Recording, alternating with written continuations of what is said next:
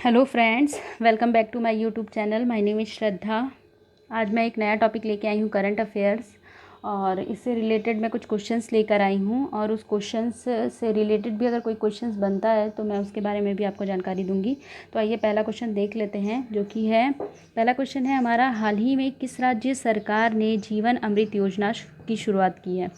तो इसका ऑप्शन है महाराष्ट्र, केरल, मध्य प्रदेश, दिल्ली। तो मैं बता दूं, इसका आंसर होगा मध्य प्रदेश। मध्य प्रदेश सरकार ने हाल ही में जीवन अमृत योजना शुरू की है, और ये योजना 25 अप्रैल 2020 को लागू की गई है।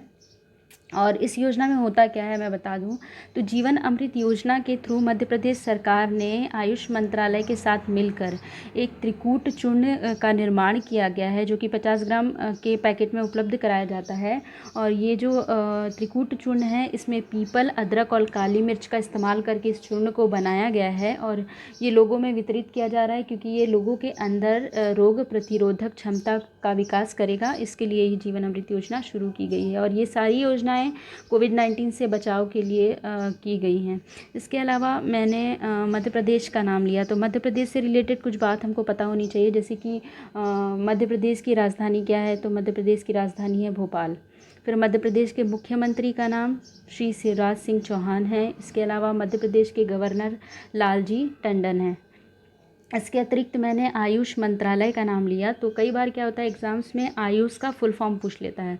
तो आयुष की स्पेलिंग होगी AYUSH, जिसमें ए का फुल फॉर्म होता है Ayurveda, Y for yoga and naturopathy, U for Unani, S for Siddha and H for homoeopathy होता है। तो ये कुछ रिलेटेड बातें थी जो मैंने बता दी। अब आइए देख लेते हैं हमारा दूसरा क्वेश्चन, जो कि है, हाल ही में किस राज्य सरकार ने जीवन शक्ति योजना की शुरुआत की है? हमारे पास ऑप्शन है कर्नाटक, महाराष्ट्र, मध्य प्रदेश, दिल्ली। तो मैं आपको बता दूं कि ये भी मध्य प्रदेश सरकार द्वारा ही शुरू की गई योजना है, जीवन शक्ति योजना। ये जीवन शक्ति योजना है क्या? तो मध्य प्रदेश सरकार द्वारा ये जो योजना शुरू की गई है, इसको हम मुख्यमंत्री शक्तिश्री योजना के नाम से भी जानते हैं। और ये योजना के तहत महिलाएं घर में ही रह कर के कपड़ों की सहायता से मास्क निर्मित कर रही हैं, और ये भी राज्य में हो रही मास्क की कमी को दूर करने के लिए ये योजना लागू की गई है।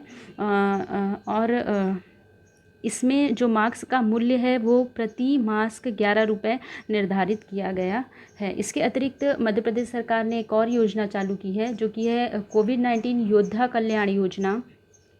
इस योजना के तहत जितने भी कोरोना योद्धा हैं, जैसे कि हो गए डॉक्टर्स, हो गए नर्स, हो गई पुलिसकर्मी, हो गए आंगनबाड़ी कार्यकर्ता, हो गई, इन सबको 50 लाख रुपए तक स्वास्थ्य बीमा मध्य प्रदेश सरकार द्वारा उपलब्ध कराया जाएगा। तो ये थी कुछ बातें। आइए अब अगला क्वेश्चन देख लेते हैं। हमारा अगला क्वेश्चन है, हाल ही में किस राज्य सरकार ने उम्बारे आंगनबाड़ी नामक योजना शुरू की है? तो मैं बता दूं, इसका ऑप्शन यहाँ पे दिया हुआ है गुजरात, आंध्र प्रदेश, मध्य प्रदेश, महाराष्ट्र। तो इसका आंसर होगा गुजरात। गुजरात ने ही हाल ही में उम्बारे आंगनबाड़ी नामक योजना शुरू की है, जिसका उद्देश्य है कि लॉकडाउन में भी बच्चों को उतनी ही मात्रा में न्यूट्रिशन प्रोवाइड किया जाए। इसमें होता क्या है, जो आंगनबाड़ी कार्यकर्ता हैं वो घर घर जा करके बच्चों को न्यूट्रिशन से रिलेटेड प्रोडक्ट अवेलेबल करवाती हैं। और क्योंकि मैंने यहाँ पे आंसर गुजरात बताया, तो गुजरात से रिलेटेड भी कुछ बेसिक टॉपिक्स हैं, या उसमें हुई अभी हाल फिलहाल में कुछ घटनाएं हैं जो मैं बताना चाहूँगी। पहला तो हो गया गुजरात की राजधानी। तो गुजरात की राजधानी है गांधीनगर, और उसके मुख्यमंत्री हैं विजय रूपाणी, और उसके जो गवर्नर हैं वो हैं आचार्य देवव्रत। इसके अतिरिक्त गुजरात गिर नेशनल पार्क के वजह से जाना जाता है, जो गिर नेशनल पार्क है उसकी विशेषता है वहाँ के एशियाटिक लॉयंस। और इसके अलावा जो अगला टॉपिक है वो ये है कि गुजरात में ही हमारा सरदार सरोवर डैम है, जो कि भारत का पहला ऐसा डैम है जो कि ग्रेविटेशन से रिलेटेड है। तो कह सकते हैं हम कि ये जो सरदार सरोवर डैम है, जो कि नर्मदा नदी पर स्थित है, ये भारत का पहला ग्रेविटेशन डैम है। इसके अतिरिक्त एक चीज़ और हुई है अभी गुजरात में कि जो गुजरात पुलिस है वो भारत देश की पहली ऐसी पुलिस बन गई है जिसने टेज़र गन का इस्तेमाल किया है। अब ये टेज़र गन क्या होता है तो मैं बता दूं, ये टेज़र गन होता है एक तरह का इलेक्ट्रॉनिक गन या फिर इलेक्ट्रिक गन भी बोलते हैं इसको। इसमें ये जो भी जिसके ऊपर भी इसको यूज़ किया जाता है उसे इलेक्ट्रिक शॉट लगता है, सॉरी इलेक्ट्रिक शॉक लगता है। तो ये भी एक टॉपिक है जो कि याद रखने वाला है और गुजरात से रिलेटेड है कि गुजरात पुलिस भारत की पहली ऐसी पुलिस बन गई है जिसने टेज़र गन का इस्तेमाल किया है। तो आइए हम देख लेते हैं कि अगला क्वेश्चन क्या है। अगला क्वेश्चन है हमारा, किस राज्य सरकार ने कोविड-19 राहत कोष में धन जुटाने के लिए ऑनलाइन शतरंज टूर्नामेंट आयोजित करने की घोषणा की है।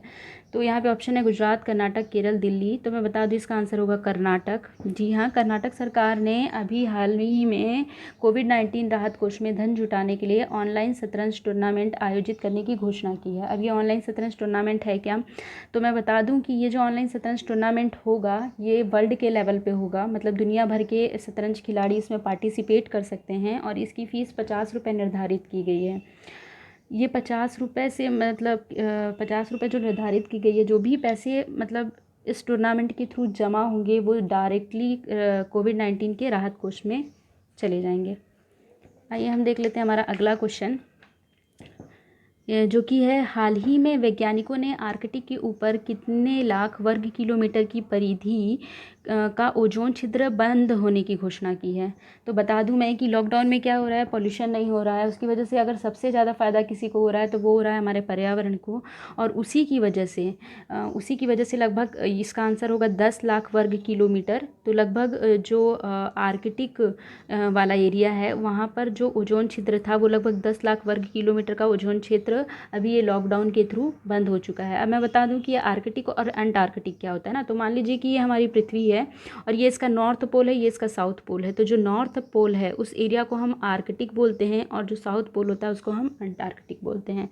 तो ये हुआ है देखिए लॉकडाउन का फ़ायदा।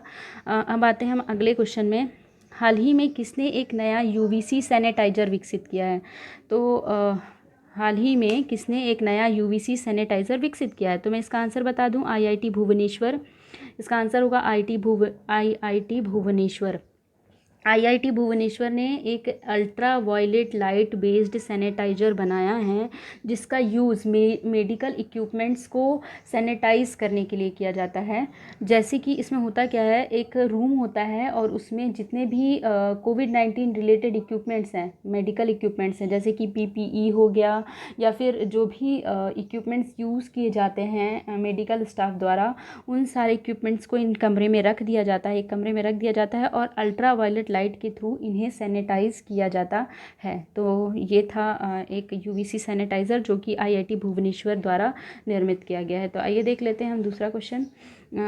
हमारा अगला क्वेश्चन है, हाल ही में किस आईआईटी ने वेब आधारित डैशबोर्ड प्रकृति विकसित की है। तो यहाँ पे है option IIT Mumbai, IIT Delhi, IIT Bhubaneswar, इनमें से कोई नहीं। तो मैं बता दूँ ये आईआईटी दिल्ली के छात्रों ने ये निर्मित किया है प्रकृति।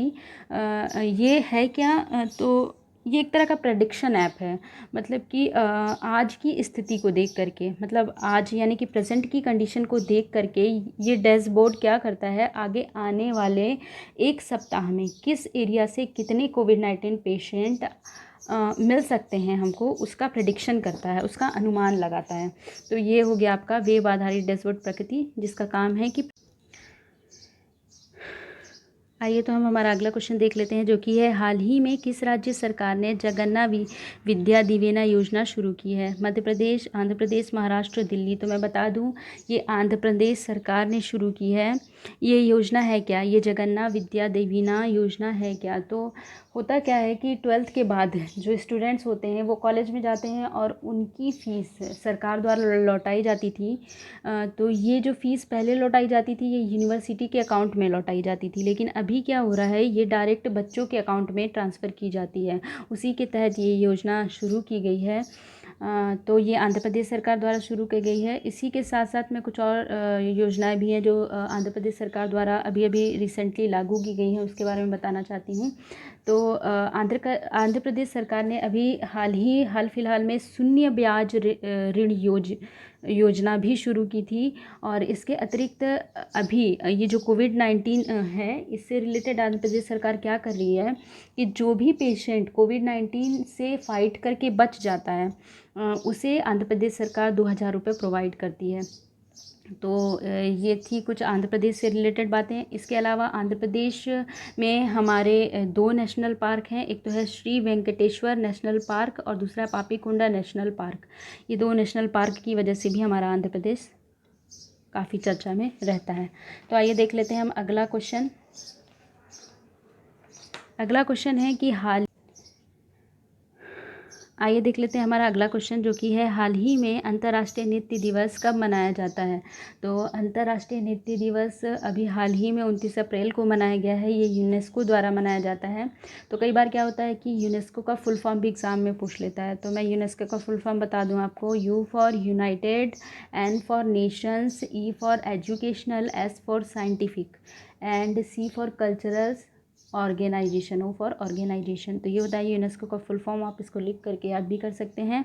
इसके अतिरिक्त आइए देख लेते हैं हम हमारा आखिरी क्वेश्चन, जो कि है हाल ही में आयुष्मान भारत योजना दिवस कब मनाया गया है। तो हाल ही में आयुष्मान भारत योजना 30 अप्रैल को मनाया गया है। और 30 अप्रैल को मनाया गया क्योंकि इसी दिन ये योजना लागू की गई थी। और ये योजना 30 अप्रैल 2018 को लागू की गई थी, इसलिए इसी दिन आयुष्मान भारत योजना, जिसको अपन प्रधानमंत्री जन आरोग्य योजना के नाम से भी जानते हैं, ये शुरुआत हुई थी। तो इसी के साथ अगर आपको मेरा वीडियो अच्छा लगा हो तो please like, share and subscribe to my YouTube channel. और इसके अलावा आप मुझे बता भी सकते हैं कि आपको किस टॉपिक से रिलेटेड वीडियो चाहिए, तो मैं बनाने की पूरी कोशिश करूँगी। Thank you so much.